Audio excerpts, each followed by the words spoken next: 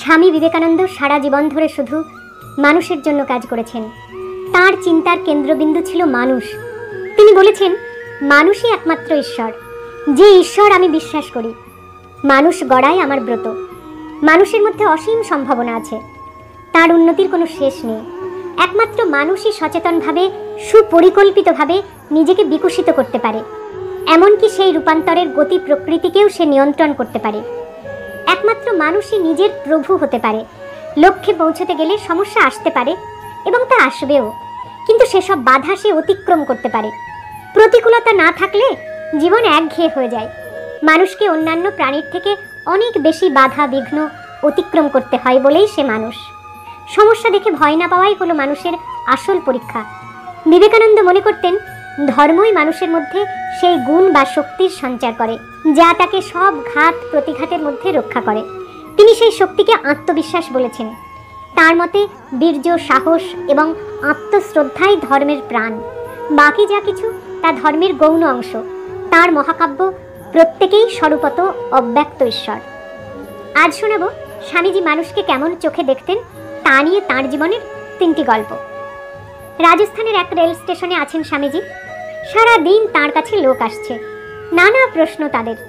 স্বামীজি সব প্রশ্নের উত্তর দিচ্ছেন। লোক আসার শেষ নেই। স্বামীজিরও ধর্ম প্রসঙ্গের বিরাম নেই। এত লোক আসছে, কেউ কিন্তু একবারও খোঁজ করছে না স্বামীজির খাওয়া হয়েছে কিনা। এইভাবে পরপর 3 দিন সম্পূর্ণ অনাহারে থেকে স্বামীজি ধর্ম প্রসঙ্গ করে চলেছেন। জল পর্যন্ত খেতে পারেননি। 3য় দিন সবাই চলে যাওয়ার পর একটি গরিব লোক এসে তাঁকে জিজ্ঞাসা করল, মহারাজ, আপনি 3 দিন তো অনবরত কথাই বলছেন, জল পর্যন্ত খাননি। এতে আমার প্রাণে বড় ব্যথা লেগেছে। স্বামীজির মনে হলো স্বয়ং ভগবানই দিন বেশে এসেছেন। তিনি বললেন, তুমি আমায় কিছু খেতে দেবে? লোকটি জাতিতে চামার। সে বলল, আমার প্রাণ তো তাই চাই, কিন্তু আমার তৈরি রুটি আপনাকে দেব কি করে? আজ্ঞা হয়তো আমি আটা ডাল এনে দিই, আপনি ডাল রুটি বানিয়ে নিন। স্বামীজি বললেন, না, তোমার তৈরি রুটিই আমাকে দাও, আমি তাই খাবো। লোকটি শুনে ভয় পেল। রাজা যদি জানতে পারে যে সে চামার হয়েও সন্ন্যাসীকে রুটি তৈরি করে দিয়েছে, তবে হয়তো তাকে শাস্তি পেতে হবে। তবুও সাধু সেবার প্রবল আগ্রহে নিজের বিপদ তুচ্ছ করেও স্বামীজির জন্য রুটি তৈরি করে নিয়ে এলো। তার দয়া দেখে স্বামীজির চোখে জল এলো। ভাবলেন, আমাদের দেশের কুঁড়ে ঘরে এরকম কত মানুষ বাস করে, যারা বাইরে দিন দরিদ্র কিন্তু অন্তরে মহান। সেদিন স্টেশনের কয়েকজন ভদ্রলোকের নজরে পড়ল স্বামীজি চামারের হাত থেকে খাবার নিচ্ছেন। তারা এসে তাকে বললেন, আপনি যে নীচ ব্যক্তির ছোঁয়া খাবার খেলেন, এটা কি ভালো হলো? স্বামীজি উত্তর দিলেন, তোমরা তো এতগুলো লোক আমাকে 3 দিন ধরে বকালে, কিন্তু আমি কিছু খেলাম কিনা তার কি খোঁজ নিয়েছিলে? অথচ এ ছোট লোক হলো আর নিজেরা ভদ্র বলে বড়াই করছো। ও যে মনুষ্যত্ব দেখিয়েছে, তাতে ও নীচ হলো কি করে? ঘুরতে ঘুরতে স্বামীজি বৃন্দাবনের উপকণ্ঠে এসে পৌঁছেছেন। পথের ধারে একজনকে ধূমপান করতে দেখে স্বামীজিরও ইচ্ছা হলো ধূমপান করার। তিনি লোকটির কাছে গিয়ে ছিলিমটা চাইতেই সে সব ভয়ে পিছিয়ে সরে গেল। বলল, মহারাজ, আপনি সাধু আর আমি ম্যাথর। স্বামীজিও আর কিছু না বলে নিজের পথে চললেন।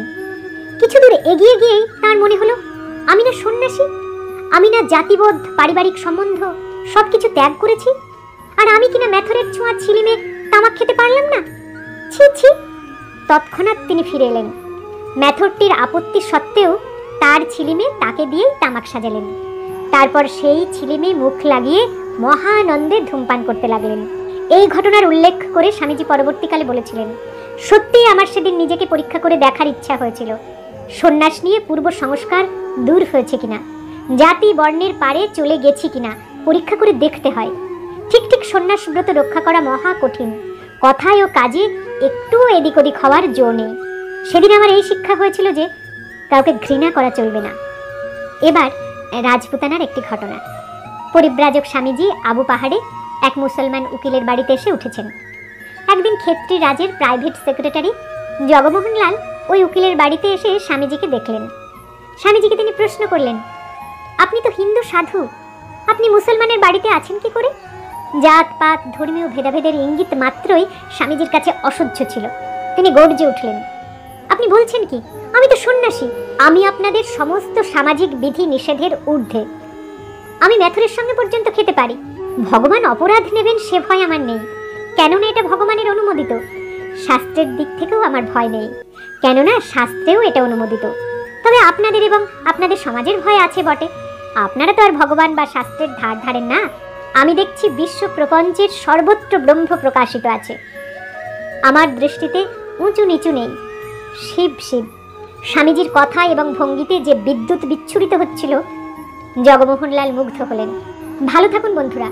নিজের আত্মবিশ্বাস আর প্রচেষ্টা দিয়ে নিজের নৈতিক দুর্বলতাগুলো দূর করে মনকে সংযত করে তার সত্য ও কল্যাণের দিকে চালিত করে কঠোরভাবে নৈতিক অনুশাসনগুলো মেনে নিখুঁত জীবন ও চরিত্র গড়ে তুলুন। আজ শেষ করি স্বামী বিবেকানন্দেরই একটি বাণী দিয়ে। তুমি যখন নিজেকে দেহমাত্র বলিয়া ভাবো, তখন তুমি বিশ্বজগৎ হইতে বিচ্ছিন্ন। নিজেকে যখন জীব বলিয়া ভাবো, তখন তুমি শাশ্বত মহান জ্যোতির একটি কণিকা মাত্র। আর যখন নিজেকে আত্মা বলিয়া ভাবো, তখন তুমিই সবকিছু। বরং ভাবতে হবে যে সকলেই ভগবানের সন্তান। আবার স্বামীজিকে নিয়ে কথা হবে আগামী পর্বে। আজকের মতো এই।